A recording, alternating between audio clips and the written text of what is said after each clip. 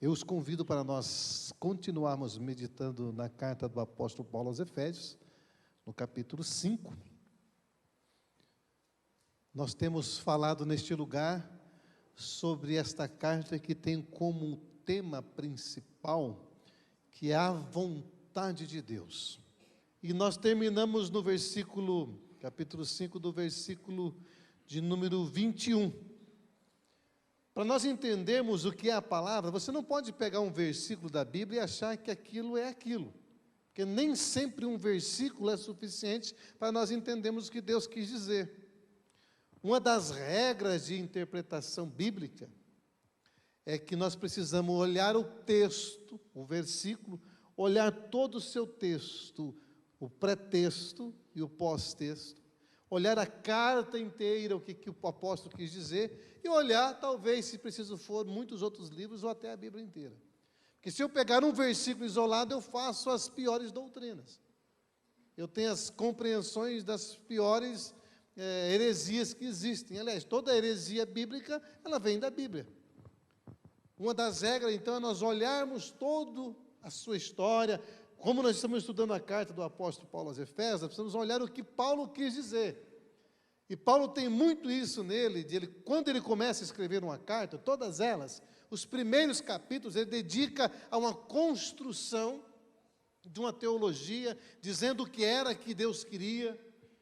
Igual essa carta, o capítulo 1, 2 e 3, ele está dizendo que nós somos eleitos, nós somos salvos, que Deus nos adotou, que Deus nos selou com o seu Espírito Santo, que, na verdade de Deus, o propósito maior de Deus é fazer convergir em Cristo todas as coisas que estão no céu, na terra, debaixo da terra, que não existe outro nome, outro domínio, outro poder a não ser Cristo, de que o mistério que estava escondido era o mistério da existência da igreja, que é a expressão visível do Deus invisível, que somos nós, que somos eu e você. Aí até o capítulo 3, até o capítulo 4, ele fala dessas verdades espirituais.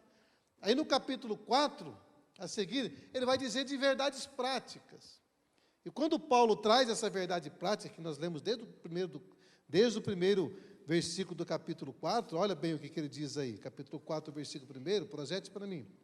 Como prisioneiro do Senhor, rogo-lhes que vivam de maneira digna da vocação que vocês receberam. Agora ele começa a dizer como é que eu faço para viver todas aquelas verdades espirituais. Porque elas já aconteceram em Deus. Deus já providenciou toda a sorte de bênçãos nas regiões celestiais, e agora ele vai dizer como é que faz. Só que não é uma sugestão de Paulo, a Bíblia não traz sugestão, é uma direção. Obedecer ou não o que está escrito é questão para que tudo isso aconteça na vida da gente. Ele não está dizendo, então, agora pode ser que vocês experimentem essas verdades espirituais. Não, ele vai trazer agora um modo de aplicar-se essas verdades espirituais, e que se eu e você não aplicarmos essas verdades espirituais na nossa vida, nós teremos perdido o nosso tempo, porque nada vai acontecer. Porque agora depende de eu obedecer a sua palavra, de eu não ser mais apenas ouvinte, mas eu ser praticante da palavra. E a grande máquina da religião é achar que eu posso interpretar a vida ou as relações do jeito que eu quero, do jeito que eu sinto, do jeito que eu penso. Não, você está equivocado. Deus tem uma vontade perfeita para aqueles que Ele criou. E aqueles que são filhos de Deus, que entenderam que são filhos, eles colocam em prática essa verdade. Por serem filhos, por terem o Pai do céu como o seu pai, o seu guia, o seu diretor, aquele que direciona, aquele que conduz, aquele que tem uma vontade perfeita, sendo Deus aquele que de fato criou e conhece a nossa condição humana e a nossa posição nele, é necessário que os filhos obedeçam. E, aliás, só os filhos obedecem. Quem não é filho não vai obedecer nunca. Porque você obedece o pai do vizinho? Você obedece o pai do teu amigo? Não, você obedece teu pai. Quando obedece, né? E hoje nós queremos continuar lendo, mas eu volto a ler o versículo 21, porque talvez na sua Bíblia tenha um epígrafe, onde está dizendo assim, deveres conjugais. Isso é separação que não existe no texto. É uma ideia de título, de tema para o texto do autor. Mas não, está ligado um tema com o outro. Então, a partir do versículo 21, ele vai falar de relações conjugais, relações parentais e relações trabalhistas, profissionais. E está tudo no mesmo texto, e se eu ler só um versículo, veja bem, se eu pegar o versículo 22, projeta para mim, mulheres, sujeitem-se cada um ao seu marido, como ao Senhor, ponto, esquece o texto, fecha a Bíblia. Se eu pegar só esse texto, eu não estou sendo condizente com a verdade, porque não é só isso que ele está dizendo. Ele está dizendo isso, mas de que jeito que está dizendo? Então, vamos ler desde o versículo 21. Siga comigo, acompanhe comigo. Sujeitem-se uns aos outros por temor a Cristo. É para sujeitar a quem? Uns aos outros, a igreja. Estar sujeito um ao outro. Mulheres, sujeitem-se cada um ao seu marido, como ao Senhor. Pois o marido é o cabeça da mulher, como também Cristo é o cabeça da igreja, que é o seu corpo, do qual ele é o Salvador. Assim como a igreja está sujeita a Cristo, também as mulheres estejam em tudo sujeitas aos seus maridos. Maridos, ame cada um a sua mulher, assim como Cristo amou a igreja e entregou-se por ela para santificá-la, tendo-a purificado pelo lavar de águas mediante a palavra, e para apresentá-la a si mesmo, como igreja gloriosa, sem mancha nem ruga ou coisa semelhante, mas santa e inculpável. Da mesma forma, os maridos devem amar cada um a sua mulher como a seu próprio corpo. Quem ama a sua mulher ama a si mesmo. Além do mais, ninguém jamais odiou o seu próprio corpo, antes o alimenta e dele cuida, como também Cristo faz com a igreja. Alimenta e cuida a igreja. Pois somos membros do seu corpo. Por essa razão, o homem deixará pai e mãe e se unirá à sua mulher, e os dois se tornarão uma só carne. Este é um mistério profundo, refiro-me, porém, a Cristo e à igreja. Portanto, cada um de vocês, homens, ame a sua mulher como a si mesmo, e a mulher trate o marido com todo respeito. Vai para o capítulo 6, mas o texto é o mesmo, é que colocaram a divisão de capítulo. Filhos, obedeçam seus pais no Senhor, pois isso é justo. Honra teu pai e a tua mãe. Este é o primeiro mandamento com promessa para que tudo te corra bem e tenhas longa vida sobre a face da terra. Pais, não irritem seus filhos, antes criem-nos segundo a instrução e o conselho do Senhor. Escravos, obedeçam a seus senhores terrenos com respeito e temor, com sinceridade de coração, como a Cristo. Obedeçam-lhes não apenas para agradá-lo, quando eles os observam, mas como escravos de Cristo, fazendo de coração a vontade do Pai. Sirvam aos seus senhores escravos de boa vontade, como servindo ao Senhor e não aos homens, porque vocês sabem que o Senhor recompensará cada um pelo bem que praticar, seja escravo, seja livre. Vocês, senhores, donos de escravos, tratem seus escravos da mesma forma, não os ameacem, uma vez que vocês sabem que o Senhor dos escravos e o de vocês, senhores de escravo, está nos céus, e ele não faz acepção nem diferença de pessoa. Amém. Eu peço que o Espírito Santo de Deus possa trazer iluminação desta palavra ao nosso coração. Veja bem, eu quero falar nessa noite sobre Cristo e as relações autoritárias. Porque as nossas relações não devem ser autoritárias. Aliás, no reino de Deus não tem autoritarismo. Perceba que o texto está falando para casais, para filhos e para donos e para escravos. Escravos e seus donos. Você concorda que podemos ter escravo? Hã? Mas não está dizendo que tem aqui? Está dizendo, está ou não está? Escravo, obedeçam aos seus senhores. Então veja bem, a primeira coisa que nós temos que entender quando ler a palavra de Deus, é que nós precisamos saber o destinatário, os seus ouvintes originais. Em que contexto ela foi escrita? Para quem que ela foi escrita? Em que cenário social ela foi escrita? O que implicações ela foi escrita? Qual era a proposta central que ela foi escrita? Então, você há de convir comigo, se ela está num contexto onde Paulo está falando para escravos, então pode ser que o que ele está dizendo para filhos e para pais, e para marido e para mulheres, não seja aquilo que comumente nós achamos que está. Porque esse texto de mulheres sejam submissas aos seus maridos tem sido usado até hoje nos púlpitos evangélicos, especialmente, para tentar fazer que a mulher seja escrava dos seus maridos, que sejam inferiores, inclusive, a seus maridos. O que Paulo está trazendo aqui, amados, é uma verdade do Evangelho, mas numa sociedade primitiva, uma sociedade de implicações de escravatura, escravagista, e de mulheres que eram escravas dos seus maridos, e de filhos que eram totalmente desconsiderados por seus pais, que eram usados apenas como produto de mão de obra. O salmista já diz que os filhos são herança do Senhor, e que aquele que enche a sua aljava fez uma grande coisa, porque filho era material era mão de obra de serviço, e era os soldados mais barato e imediato. Filho era para isso. Paulo está escrevendo agora para quê? Para uma igreja que teve um encontro com Cristo. Ele vai dizer no capítulo 4 que há uma só fé, um só batismo, uma só esperança, um só Deus e Pai de todo, que é em todos, por todos e sobre todos. No Evangelho não tem hierarquias. O Evangelho traz todos para a horizontalidade. As relações são horizontais, não verticais. Mateus capítulo 20, vamos buscar no Evangelho. Mateus capítulo 20 tem uma discussão sobre quem deles seriam maiores, e a mãe de dois deles, do Tiago e do João, chega para Jesus e diz: Senhor, adorando, prostrou diante de Jesus, falou: Senhor, eu quero te fazer um pedido. Fala, mãe, o que você quer? Eu quero que quando o Senhor sentar no seu reino, o Senhor coloca um desses meus filhinhos, um à direita e outro à esquerda. Só mãe para pedir uns negócios desses, né? Aí Jesus fala: minha querida, não cabe a mim o sentar-se à direita ou à esquerda no reino dos céus. Ele fala: no governo do mundo, o governo dos reis da terra, existe hierarquia. Existem aqueles que têm autoridade e poder e os dominam. Está falando inclusive de Roma, que é o César, os imperadores, os governantes, aqueles que lidam com o outro de cima para baixo.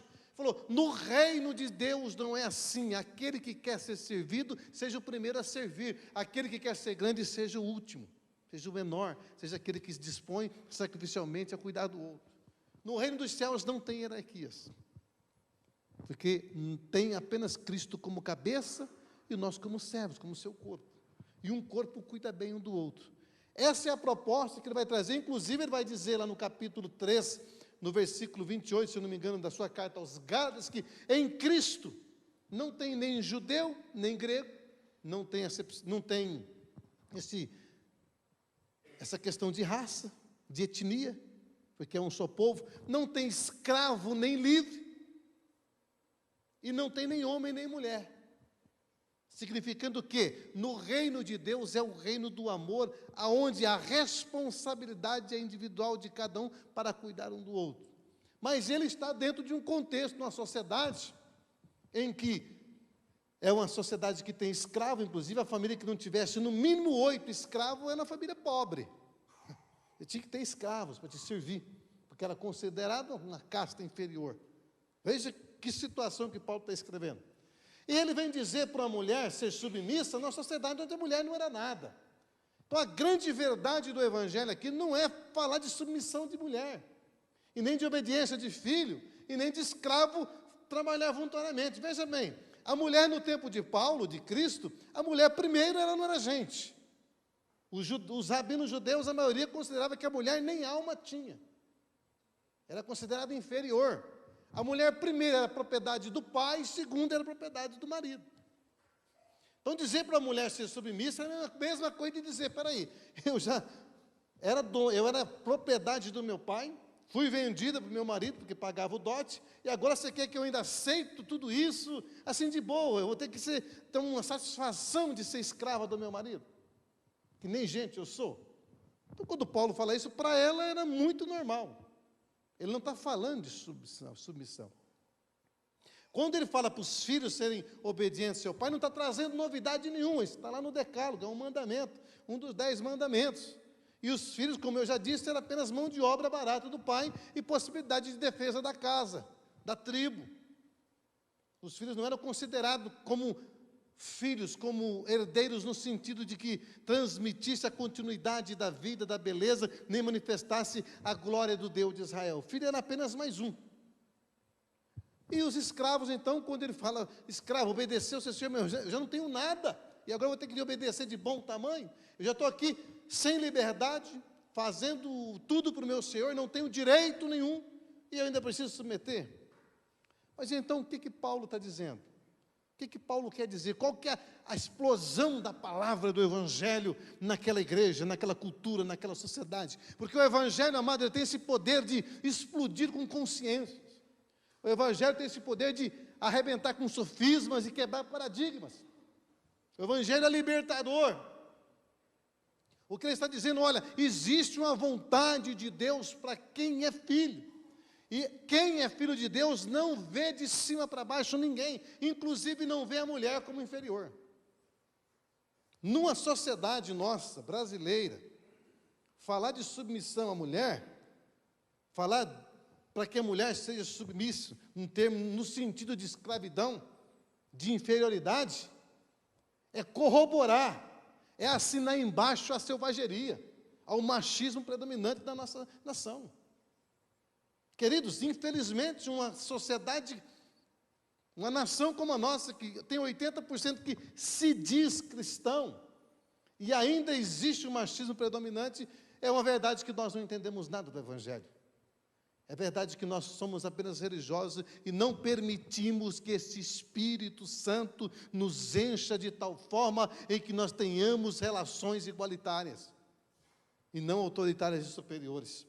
Uma sociedade igual ao Brasil, que na última estatística, 2020 e 2021, morreram 1.319 mulheres vítimas de feminicídio, que a cada 8 horas uma mulher é morta por um macho, que é macho, mas não é homem, é só macho, é animal, porque o ser humano criado à imagem e semelhança de Deus não olha para o outro como inferior.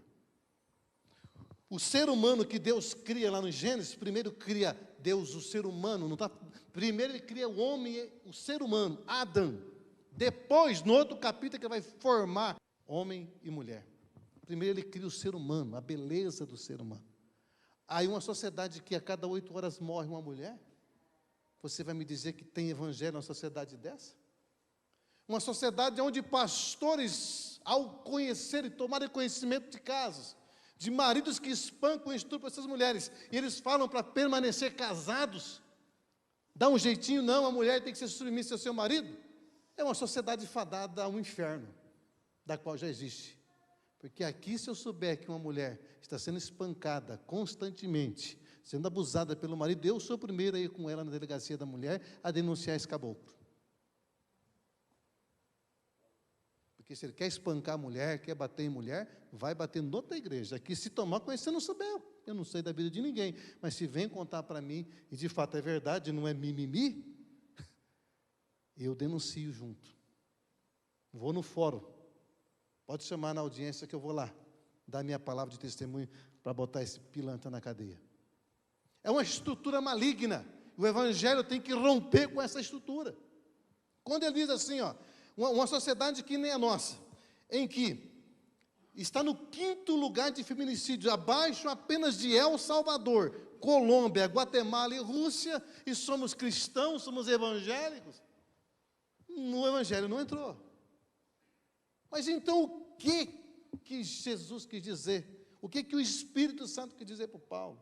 Mulheres sejam submissas aos seus maridos, de que forma? Como Cristo amou a sua igreja. Continua o texto, faz favor, Lohane. Pois o marido é o cabeça de Cristo, pula, mais um. Assim como a igreja está sujeita a Cristo, ó, como a igreja está sujeita a Jesus, você esteja sujeito ao seu marido. Continua. Marido, ame cada um a sua mulher. Que jeito? Qual é a referência de amor? É o seu desejo de domínio? É o seu desejo, o seu impulso sexual? É a cultura que você herdou do seu pai, da sua mãe, da tradição, do escambau? É? Não. Ame a sua mulher, que jeito? Assim como Cristo amou a igreja. Para nós é muito mais difícil. Para a mulher, a Bíblia pede para se submeter. Para o homem, pede para amar a mulher, tendo como referência o Cristo. Eu não estou vendo nenhum marido indo para a cruz aqui. amor sacrificial. É o amor de, se preciso for, dar a vida pela esposa, para que ela seja sem mácula, sem ruga, sem mancha, para apresentar a Deus. Paulo está fazendo uma analogia, uma comparação do que é o casamento. O casamento é onde duas pessoas se unem, se assumem por inteiro, para que os dois, independente de toda concepção, aprendam a servir um ao outro, a potencializar no outro tudo quanto Deus já colocou no seu coração. É onde marido e mulher juntos decidem a ouvir a palavra do Senhor e aprender qual é a vontade do Senhor para a relação. Relação autoritária. Quando você precisar na sua casa dizer assim, aqui quem manda sou eu, você já não tem autoridade mais. Porque uma autoridade em amor, você não precisa gritar que manda. Quem precisa gritar que tem poder, quem precisa reivindicar poder e autoridade é porque não tem mais. Aí precisa sentar, rever e clamar por misericórdia. Então, o paradigma, a analogia, o que precisa ser quebrado é que essa relação de hierárquica, de achar que a mulher é inferior, isso é coisa maligna. Mulher não é inferior em nada. Tanto é que se você olhar para Cristo, que quem mais dignificou a mulher foi Jesus. Tanto é que ele aparece depois de ressuscitado, primeiro ele aparece para uma mulher. E não apareceu para os homens, não apareceu para o Pedro. Agora ele estava inserido numa cultura. O Paulo está inserido numa cultura, onde a mulher é propriedade. Ele vem dizer, veja bem, mulheres sejam submissas ao seu marido, mas aquele marido que ama. Aquele que ama e ama como a igreja. Como Cristo ama a igreja, aquele que providencia, que propicia o ambiente da graça, do amor, da adoração e do amor sacrificial. Amados, a verdade é, vamos lavar a roupa suja aqui, né? Entre nós, vamos abrir o coração nessa noite. A verdade é que nós vamos para os casamentos, quando nós não tínhamos conhecimento de Jesus, você vai de qualquer jeito, mas nós vamos para casamento, nós vamos querendo satisfazer nosso ventre, nosso eu. Nós vamos por causa de carência. Quem casa por carência está fadado ao inferno existencial e relacional. Vou casar para ser feliz, já se arrebentou, filho. Casar para ser feliz, não. Se você pensar assim, você tem que casar assim, estou querendo arrumar uns problemas na minha vida, um jeito de sacrificar, estou querendo arrumar umas dor de cabeça para mim aprender a amar que nem Jesus amava aqueles apóstolos, o povo. Aí você casa.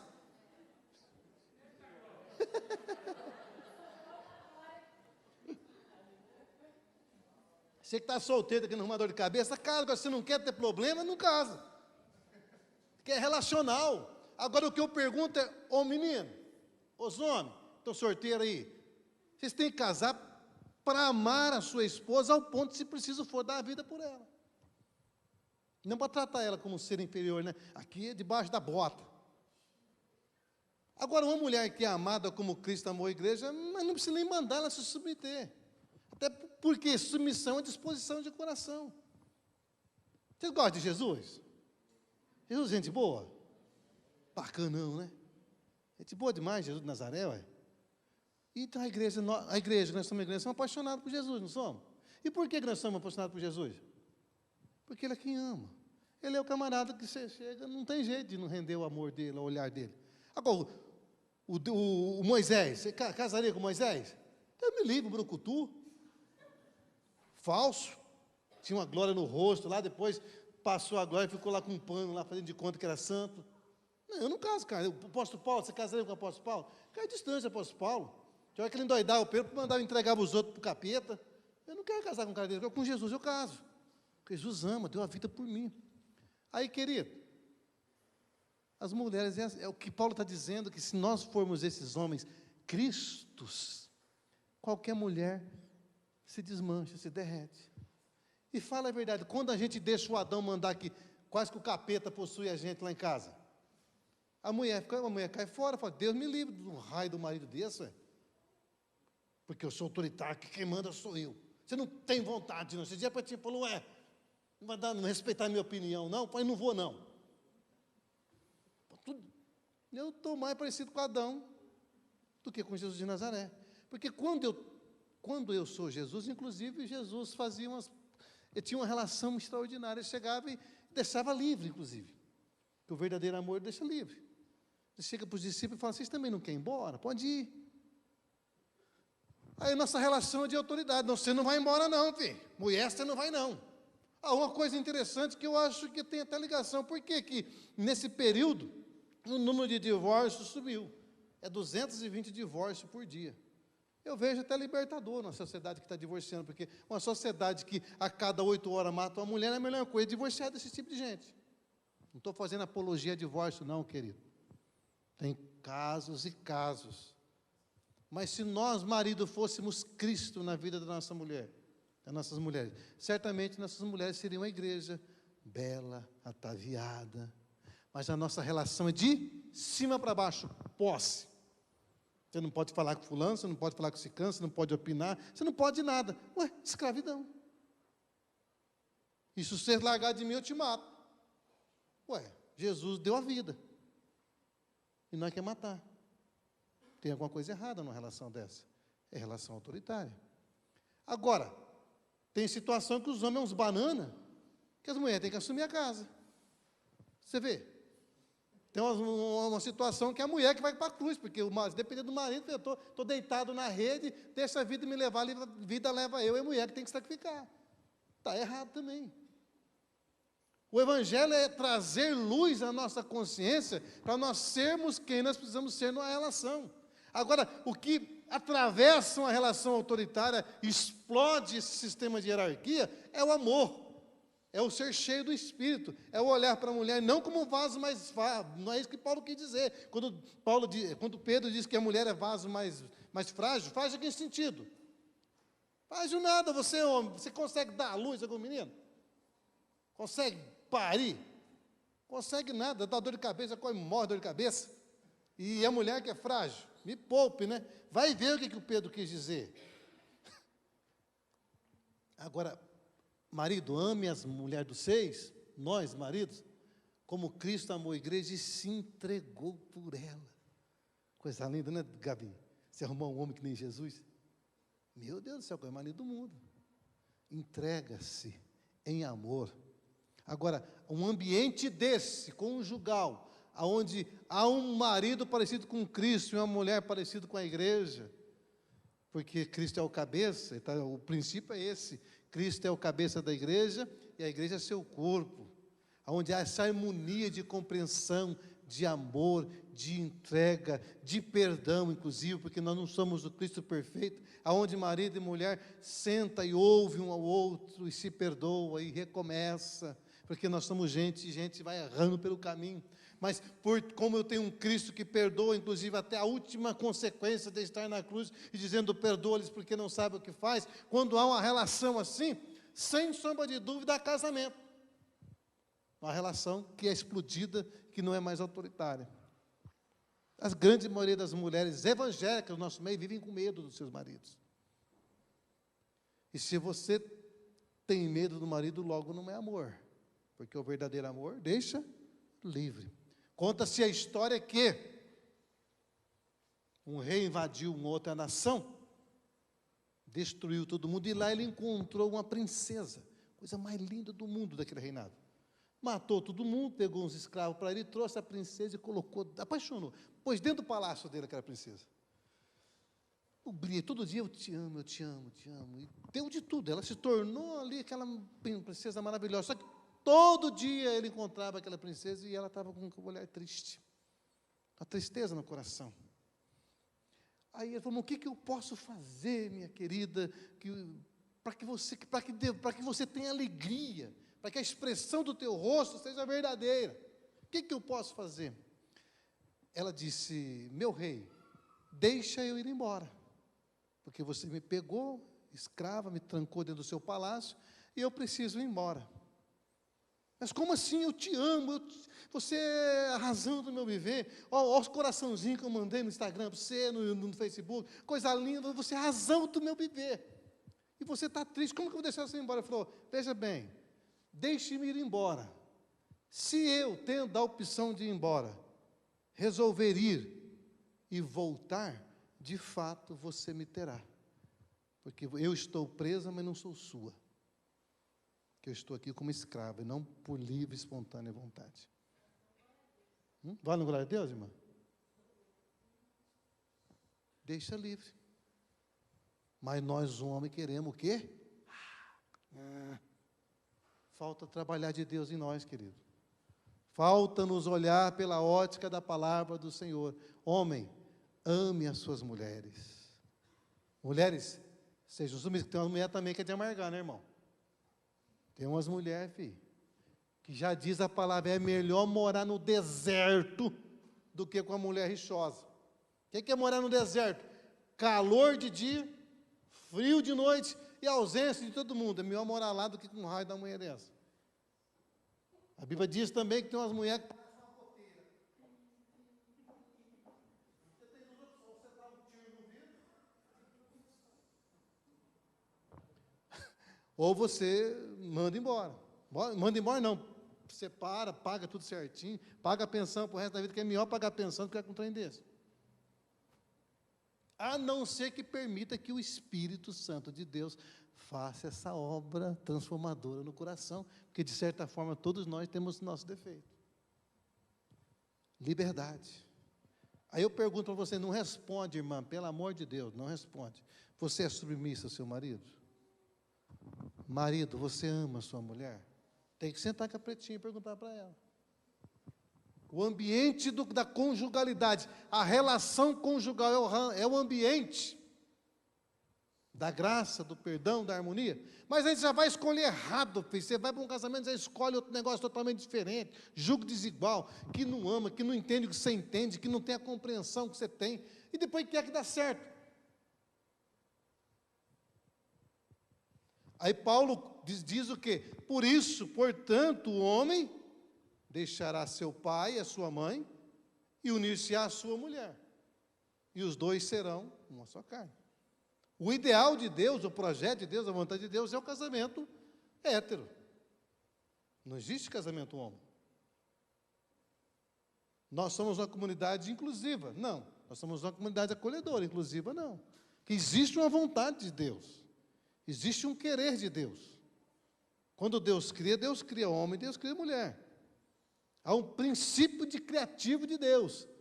O pecado vai degeneralizando, deformando o nosso ser, e se eu ficar olhando para a minha vontade, eu nunca vou me submeter. Agora, o que precisa fazer com tudo isso, amado? O que precisamos fazer é buscar de Deus orientação para a nossa vida. Agora, há uma beleza na conjugalidade. Há uma beleza, há uma alegria na relação. Porque não existe ser individual. Eu sou feliz na minha individualidade. Não é. Nós somos felizes na relação. E a relação é um lugar curador. A relação conjugal é o lugar do encontro. É o lugar do transbordar do amor que cura, que sara. De sorte que mulher, a gente fala até assim, né? A mulher é complemento do homem. Não, você não é complemento de um homem. Se você complementar alguém, o outro deixará de ser ele. Quando Deus olha para o Adão e fala, não é bom que o homem esteja só, não é seja só. Ser sozinho é possível. Estar sozinho não tem jeito. Não é bom que o homem esteja só. Vou fazer quem? Vou fazer alguém que seja companheira dele. Alguém, não é que alguém que complemente, que fusione com ele, não. É alguém que, na relação, propicie o ambiente para que ele seja o verdadeiro homem e ela seja a verdadeira mulher. É para que na relação um enriqueça o outro, não empobreça o outro, não humilhe o outro. A relação é essa possibilidade de continuidade. É onde o projeto de Deus é esse. O resto é falsa compreensão, é anomalia, é dificuldade, muitas vezes é falta de entendimento do princípio da palavra de Deus. Agora, a relação conjugal tem que ser de amor, de respeito, de submissão. Mas Deus já falou que para nós sermos o quê? O Cristo para a mulher e as mulheres ser a igreja para nós. Que vai tudo bem. É um ambiente saudável. Aí acontece o quê? Acontece o que é natural na vida de um marido e de uma mulher.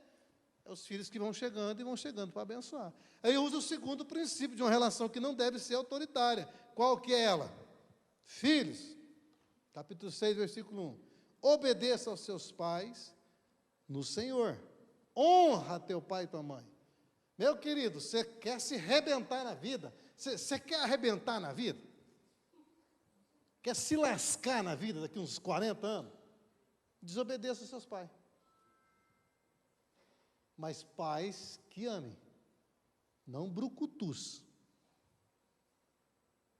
Não peão que te espanca na pancada. Bater, tem que bater em filho? Tem sim. Corrigir, se precisar bater, espancar, nunca. Bater como pedagogia. Quando? Bater aonde? Quando for preciso, na quantidade correta e longe de espectadores. É lá no quarto, escondido. Inclusive, se possível, amados, uma orientação que eu dou, se precisar corrigir com a vara, como a Bíblia ensina, corrija seu filho, só você e ele no quarto. Principalmente pais. Que pai é a ordem. O papel paterno é o papel que traz a lei, que traz limites. Que o grande problema da nossa sociedade é que não botaram limite na molecada. Aí a gente não põe limite na molecada, e para compensar a nossa negligência, nós dá coisa para isso. Enche de coisa, porque não quer dar tempo, porque educar dá trabalho.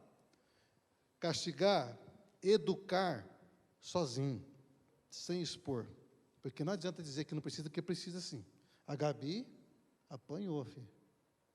Agora chega um tempo que daí não dá para bater mais, né? Agora a maioria de nós espancamos. Agora, se você ama, você corrige. Inclusive, eu terminava de bater nela, sabe o que ela falava? Eu te amo, papai. Eu nunca bati com ódio. Porque na hora do ódio, você não quer bater, não, você quer matar. É ou não é? Porque tem hora que dá vontade, como diz o Cláudio Duarte, que fala, né? Quando é pequenininho, né? Tudo fofinho, bonitinho, dá vontade de comer, né? Depois que cresce, de repente, porque não comeu quando era pequeno, né? É mais ou menos assim. Agora, se na hora que faz as nhaques, você quiser bater, você espanca. E piora, porque você provoca o quê? A ira. Filhos, desce o negócio aí. Versículo, irmã. Obedeça, Senhor, vai lá. Ó, vai. Próximo. Pais, não irritem vossos filhos. Agora, voltando, se você quer viver uma vida desgraçada na vida, se o teu pai te ama, te respeita, te bate se preciso for. Agora você vive tupetudo, desobediente. Filho, não faz isso não. Não faz não, filho. Você vai, é mandamento, você quebrou um princípio, você vai colher. Está em tempo de repensar as relações. Paulo escrevendo a Timóteo, diz que nos últimos dias, uma das características da geração do fim é que os filhos seriam desobedientes. Agora, o triste é que a maioria dos filhos só são desobedientes porque não tiveram limites. Que nós tratamos com excesso de coisas e não de amor. É a sociedade da terceirização da responsabilidade paterna. Então, até que a gente arruma uma fipa com 4 meses e botar na creche. Para que você quer filho? Não vou entrar nesse assunto, não vou falar sobre filho um dia desses. Pais, não irritem os filhos de vocês. E pais aqui é pai e mãe, mas é especialmente o pai. Trata as tuas crianças como criança. Mas quem que faz isso, pastor? Quem que faz isso? Os pais evangélicos do Brasil. A cada 13 minutos no Brasil, uma criança é estuprada. A cada 13 minutos, uma criança até 13 anos é estuprada. Meninas, 85%, 15% meninos até 6 anos. Estuprada pelo pai, pelo irmão, pelo avô, pelo tio, primo e alguém de dentro da casa, não é na rua, não.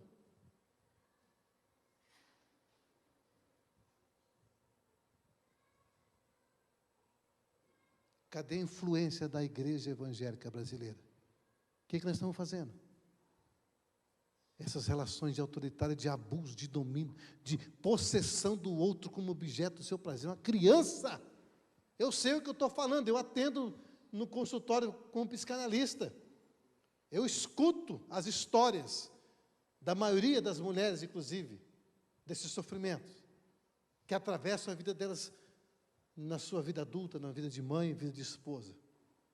Ah, queridos, se nós não formos luz, denunciando e ensinando a ser gente, como gente tem que ser, o que será do nosso povo, o que será de nossas crianças? Em nome do poder da santidade, da religiosidade, quem são os grandes abusadores e pedófilos? Não é a igreja romana? e pastores que abusam da autoridade espiritual que tem e abusam das nossas crianças. Jesus tenha misericórdia de nós. Que essas relações autoritárias, que o autoritarismo seja invadido pelo amor do Cristo, que transforma o coração. Aliás, no Evangelho não tem ismos, não tem machismo, não tem feminismo, que é uma falácia. Não tem comunismo, não tem socialismo, não tem capitalismo, não tem cristianismo. Não tem nada com ismo no Evangelho. O Evangelho tem a boa notícia do reino, que é o amor. E uma relação de amor é saudável, é sustentável, é saradora.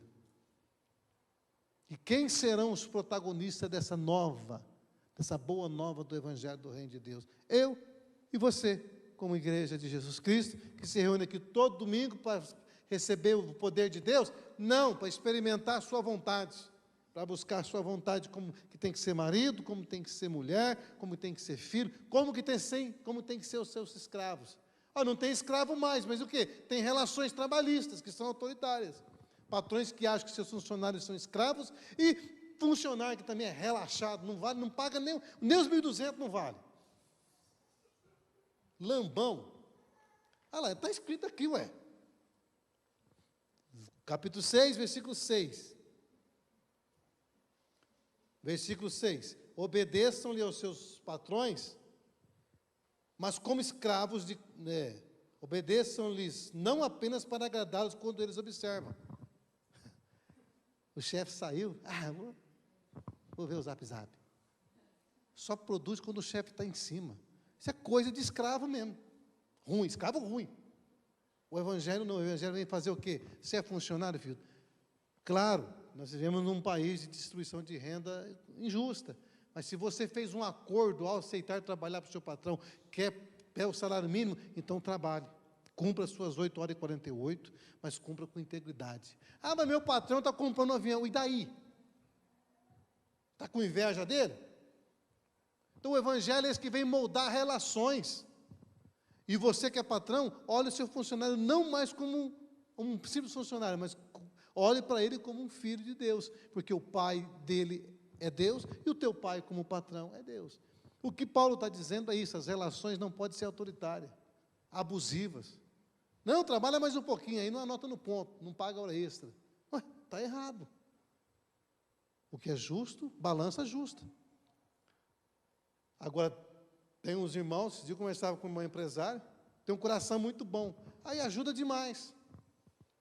Compra coisa a mais para os irmãos, para os funcionários, ajuda, vê que está passando na cidade, ajuda. Depois o miserável vai na justiça e requer direito sobre aquele presente que ele ganhou. Não é um ser humano desconfigurado. Filho do capeta, não é filho de Deus, porque filho de Deus não faz isso. Filho de Deus olha para o patrão, ele é servo do Senhor, eu também sou servo do Senhor, nós combinamos por isso. Que bom que você me ajudou. É o princípio da graça. Mas eu concluo dizendo rapidamente: grave essa mensagem no teu coração, escuta amanhã de novo, escuta segunda, terça, quarta, até você decorar ela. O Evangelho propicia que as relações autoritárias sejam destruídas, desmontadas. O Evangelho não tem grande nem pequeno, é todo mundo o corpo de Cristo, e como corpo de Cristo eu tenho responsabilidade um com o outro, em amor. Que o Senhor Jesus Cristo dê graça a vocês, maridos, a nós, maridos, para nós amar a esposa com amor sacrificial, não esperando, inclusive, nada em troca. Agora, mulheres, que o Senhor conceda a vocês a graça de submeter-se em amor, a surpreender seus maridos, sendo tudo quanto que Deus quer que você seja. Mulher, marido e mulher se complementam em que sentido? Propicia que o ambiente saudável para os filhos, para que o ambiente saudável para os filhos sejam construídos numa relação igualitária, numa relação de amor, uma relação onde o Espírito Santo é o árbitro, onde o Espírito Santo é aquele que conduz, que direciona, aquele que nos enche, inclusive, a cada dia, porque só alguém cheio do Espírito Santo ama com amor sacrificial, ama com amor ao ponto de deixar livre. Filhos, que Deus lhes dê a graça de obedecer aos seus pais. Amados, que o Senhor nos ensine a viver como igreja. Que o Senhor desperte em nós esse desejo de amor sacrificial, de carinho, de respeito com nossos filhos, inclusive de oração por nossos filhos. Oração por nossos filhos. Você, solteiro, solteira, que pensa em casar, pense nisso que eu te falei. Se quiser arrumar um problema, case, filho, casa, filho. Mas entre num problema sabendo que esse problema talvez é aonde você de fato será um instrumento à mão de Deus para um e o outro ser moldado pelo Senhor. Que essa comunidade seja uma comunidade acolhedora, abraçadora, e que nós juntos possamos descobrir qual é a vontade de Deus para a nossa vida. Você quer saber a vontade de Deus para a sua vida? Então vamos juntos, vamos caminhando. Nós vamos ficando sendo gente boa de Deus na vida, e nós vamos arrebentando com as estruturas de opressão e de subjugação, porque o reino de Deus é um reino de livres e não de escravos. Inclusive, não seja escravo da sua vontade, do seu pensamento, da sua filosofia, do seu desejo. Seja escravo de Jesus, porque Ele sabe o que é melhor para você. Aliás, Ele já providenciou para você toda a sorte de bênção que já estão na região celestial. Então, apenas seja e viva para fazer a sua vontade. Amém?